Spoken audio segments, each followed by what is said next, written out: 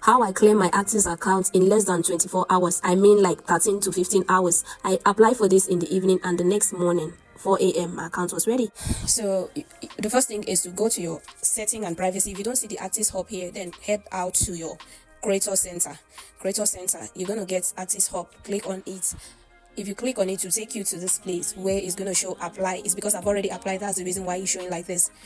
The next step is put your artist full name. Don't get confused. It's not your normal name. It's the name that you use on your cover, on your music. So just put the name correctly. After that, the next place is where you're going to claim with your photos. You go add photos to it, like your Apple Music screenshots, to claim that these songs are yours. I put all my songs. That's what I did. I took from my Spotify artist, my Apple Music artist account, and also my distro, soon called distro. I make sure that my UPC number was showing, my name was showing, and the name of the songs was showing. Put as many screenshots as you can. I put mine 10. That's what I did. The next thing, you're going to get this. When you submit it, it's going to be on review. After some times, your account is going to be fixed.